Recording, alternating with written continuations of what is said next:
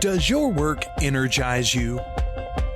Does it make your impact on the world?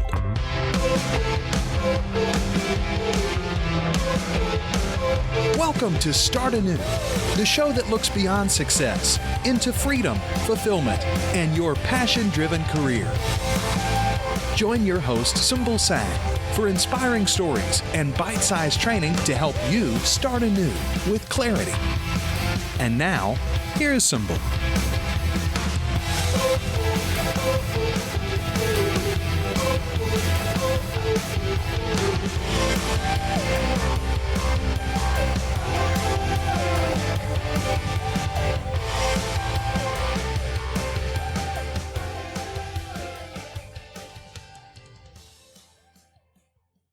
Hey there, starters! Welcome to Motivation Monday on the Start Anew show, when I interview an inspiring individual who has started anew in life, with a new dream, a new vision, creating a life of freedom and fulfillment, doing what they love, and most importantly, sharing their gifts with the world. I hope that their incredible stories inspire you to start anew with clarity and confidence. Speaking of clarity, download your free Career Clarity Toolkit from any page on the website at letsstartanew.com. I'm so stoked to introduce you to today's guest, Fizz Shah.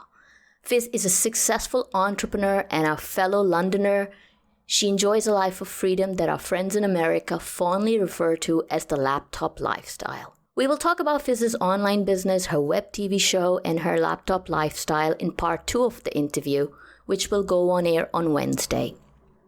But today, in part 1 of the interview, we unfold Fizz's incredibly unique journey to freedom. Now, we're not talking about freedom to work from home or freedom to work on the beach or financial freedom. We're talking about a young woman who spends the first 23 years of her life behind walls. She shares with you today her story of oppression and how she breaks away from the shackles and finds freedom. Now, without any further ado, let's get Fizz on the show. Fizz, hello, and welcome to the Start Anew show.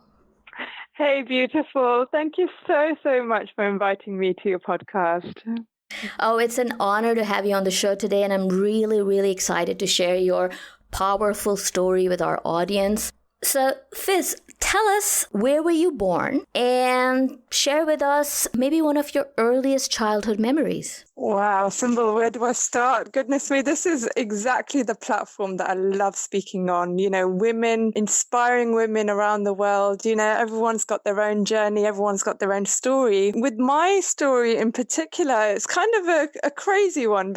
It resonates with people in the West, but it also doesn't. I don't think people are aware of what actually goes on in the Middle East much. So I come from a family that are based in the Middle East, and they are considered royals in the way that their lineage comes from a very important family. So we have a family of scholars and thinkers and people that have got certain positions in society to influence. I'm one of their daughters.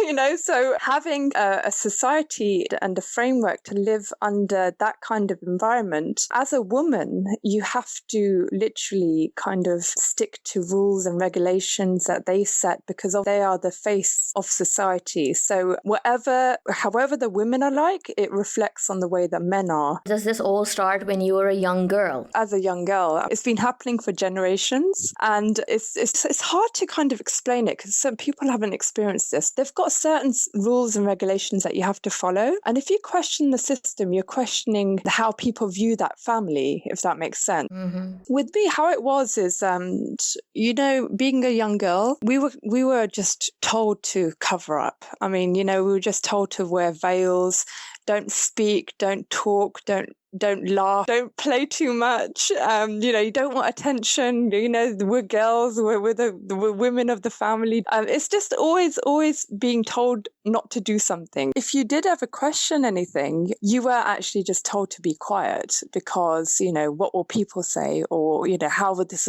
reflect on your brothers and your father and your uncles? How dare you speak up? You know, do you not care about their reputation? Speaking of brothers, Do you have any? I had one older brother. Paint us a picture of little Fizz's life and compare it to the life that your brother lived. He's preferred over women. Women are considered as just temporary visitors of a home, and they are trained to be more wives of someone else, basically. That's what your whole training is, how to be a wife to your husband.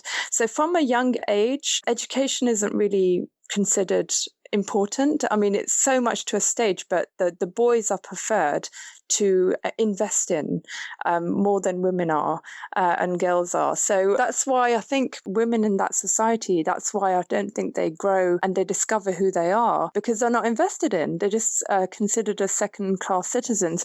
Now, I can't speak for everybody. I cannot generalize, but there's enough of this going on for me to speak up about it because it's happened to me. But there are women that are suffering in that sense. So my little life was that just ordered, just don't question the system, do what you're told, don't play, don't laugh, don't look out the window, don't be seen. Because I'm a quite creative person from a young age, I've always been the type, very curious type to question everything. It was suffocating. It was a suffocating existence because you want to know what's out there. You want to explore the world. So you're being told to be quiet when you question the system. Let's break this down a little. So there's this society that you grew up in which has certain customs and norms which are very, very different from the Western world. And then there is your family, which has its own traditions, and then there is religion as well. I can relate to some aspects of it. So I didn't grow up in the Middle East. I grew up in Asia, and I can relate to a double standard when it comes to raising boys and girls. But we didn't have laws in the country that prevented us from wearing what we wanted to wear and advancing ourselves in education and exploring the world. But you grew up in the Middle East where even if your family allowed you to take certain liberties, there's a chance that you still wouldn't be able to do a lot of those things because the law of the country doesn't give you equal rights and freedom, isn't it? Exactly so. The women, if they show their hair, they'll be put into jail. People in power, whether it's politically or religiously, in Asia and the Middle East, they tend to be all men. So you find that the interpretation of religion is very chauvinistic. Absolutely. And I think where it went wrong is, there's absolutely nothing against men. I've got the most lovely friends that are a male, and, I can't say that all men are like this, but certain men, what it is I think they don't understand the female being, the female power, the sensitivity that they have. We're also very, very strong. We're sensuous, we've got that compassion in us. We've got so many qualities that they don't seem to understand. And I think it's just easier to just quieten them down. And another thing I think it's important to recognize is in any religion, you're kind of taught to or advised to control your desires and don't let your animal nature kick in and use your intellect. I think it's easier just to hush down things that seduce you, so rather than controlling their desires, it's easier just to hush up the opposition rather than doing the work on self-development. Yeah, does that make sense? Can you break this down a little bit more? What is it that you're talking about in terms of religion telling you to control your desires? Well, I think, when I was in that part of the world, right, just by looking at someone, a man would feel something inside him, or maybe like someone's hands or feet are attractive, or, your face is attractive. It's luring for a man. And it's only because they're not exposed. It's so, because it's so much focus on hiding the women, if they do get a glance, they just seem to... they lose control. Because there's so much attention on it. That's why. And I think with the women here, I'm through, looking through the glass, I was just like, now I'm on the other side. I feel that even here, women are not free in that sense. They are used as objects. We're used for marketing material. Unfortunately, the women just haven't been understood, and they haven't been respected. We give birth, we give life, all these things that are important as a being, as a woman, they're not looked upon. And it's more for just kind of pleasuring society, even the pressure on women now, having to look a certain way, to having to show themselves off in a certain way to keep up with it all. It's a mess. If you look at it universally, it's a mess. One side they're covered up, the other side they're too exposed, and there's a lot of pressure on women to look a certain way. So what it is the female being hasn't been understood and appreciated for who they really are. I like how you say that it's two extremes in two different parts of the world. In one part of the world, they're being controlled by keeping them totally covered and not letting anyone see them. And in another part of the world, they're being controlled by being told they have to look a certain way.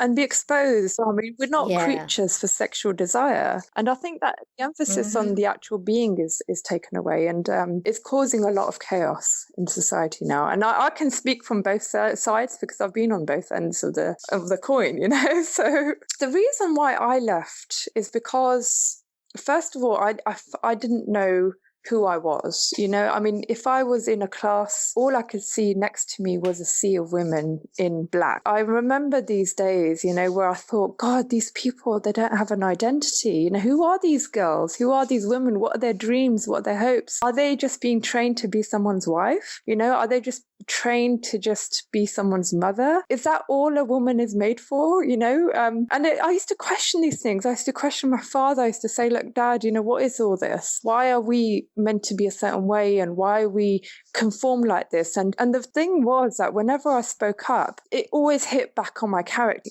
Do you want to be seen, or are you trying to lure men or something? And I was like, what's that got to do with any of it? I just want to be known. I think that you just want your own identity. You want to know who you are, what your strengths are, how creative you can be. This is what I used to get shut down about. And I got to a stage where I thought, okay, just keep quiet. I don't want to give my father a hard time than he's already having from me.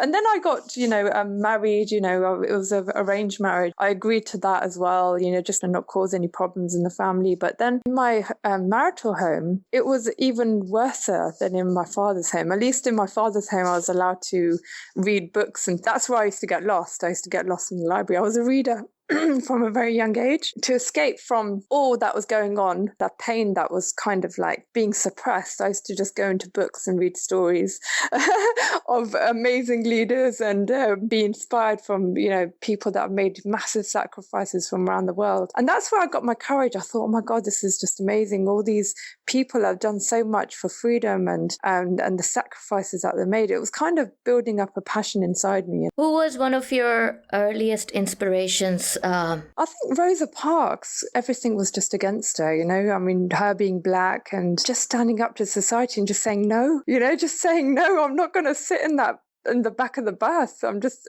she knew the consequences of her actions, and she still went and did it because she believed in it. And that's powerful, that's really, really powerful. And I thought, okay, reading stories that are similar to that really, really I thought, right, when everything's against you, there is something inside you that it's in your control. You can stand up. You can't be afraid. That's the thing. If you become fearful, that's that moment when everything crushes and your dreams crushes, and they don't even get a chance to be born, So new ideas, new changes in society, or any big changes you want to make in the world, it all comes down to courage. One person's courage to just say, no, I don't want it. I don't want to do this anymore. Tell us about that time in your life when you really felt your courage. What happened was, when I had my baby, which is my daughter now, she's 10 years old now, my ex-husband, he wanted a son really badly. And the reaction that I had from my family, that's it, is that all she can do? She's giving me a daughter. I don't want a daughter, And he started threatening, saying, I'm going to get married again and I need another wife that can give me a son. I thought, oh my goodness, what is this? This has become a joke, I just thought, I'm not having this. She's not going to be regarded. I don't want her to have the life that I've had. This girl's going to live her dreams, That's where I got the courage. And another thing was that a couple of months later, I found out she had a vision impairment as well. So she had a physical challenge too. No. So she was a girl and she had a physical challenge. There was no way this girl would have a future where I was, So that ignited my passion. I think over the years, all that pain and kind of living under rules and regulations and wanting to be free, it just ignited. I just got this passion. I thought, God, I've got to do something. If not for me, I've got to do it for my daughter. Becoming a mother unleashed the lioness in It you. absolutely did. I think giving life actually really, really gave me life and gave me courage, you know. My ex-husband, actually, he dropped me and my daughter off to my father's home without any reason. But I think it was just kind of a punishment in a way that I had a daughter, and why I used to question the system and everything. I think it was just something that he wanted to oppress me on. And it was quite humiliating for a woman, you know, in that culture, to be just dropped off to her father's home like that. He was making a statement saying, you didn't give me a son, you gave me a daughter, so I don't want to have anything to do with you. Exactly so. And it was like a punishment for me to kind of beg him to come back. It's just, I think it's just a bit of a, ego trip, isn't it? You just beg them to take you back or something ridiculous like that. But that wasn't happening. At that time, what was the pressure on you from your parents? Did they encourage you to try to win him back, or were they like, no, you just stay with us, we'll take care of you and your little one? They wanted me to accept whatever he wanted. So if he wanted to get married again or take on more wives, just be okay with it. It's just your life. Women have to just deal with these things. Why should I have to do that? What is lacking in me? I have the right to live my life the way I want. I'm not even happy in this bloody marriage, why should I have to make such sacrifices? I've seen women that share their husbands, how much jealousy goes on, how it affects women's health, the highest rate of plastic surgeries in that country that I come from. Why? Because women are always constantly feeling pressured to look a certain way and keep their husbands. I mean, I wasn't going to fall into that trap. So I just said to my father, I said, look, just do one thing for me. He's left us here because she's not well, or she's got a physical challenge. Let me just go to London and let me get her checked out. Let me just get a second opinion. Maybe if she's healed or something, then I could win him back. Or I just made it up. I just said, just kind of try and get my father to agree, that my idea isn't to leave him. It's just to kind of solve the problem. So after a lot of begging and crying, and I got my father to agree to send us to London to get my daughter checked out. But to be honest with you, I had a plan, and the plan was to actually just leave and start afresh in a new place, really. Exactly what your show is about. Starting anew. Start anew in London. Exactly so. So how did you disappear then? Just rewind a little bit. When we were quite young, my father was a scholar in London. We spent quite a good few years in London. We had connections here. I had an English teacher. I had built a connection with her, and she always saw me as a different kind of kid, So she believed in me, and she always used to encourage me. She's the one that encouraged me to read books. So I contacted her and I said, look, can't go back.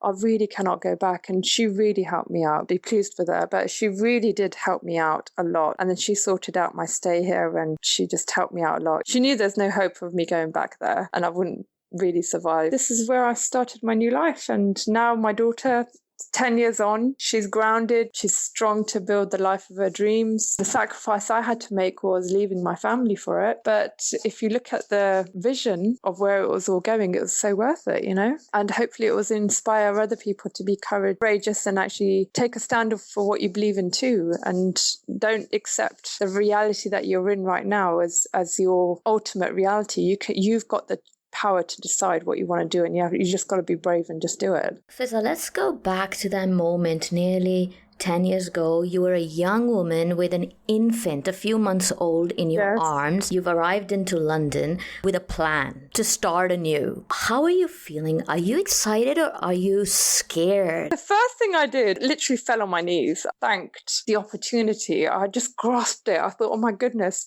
I can't believe this has just happened. It's just that it all happened. And I think it was just my dream unfolding and becoming real. I thought, oh my goodness, this is a blank canvas. I have to forget everything that I've been through in my life, drop it, let go, and start a new life with me and my daughter. World is our oyster, literally.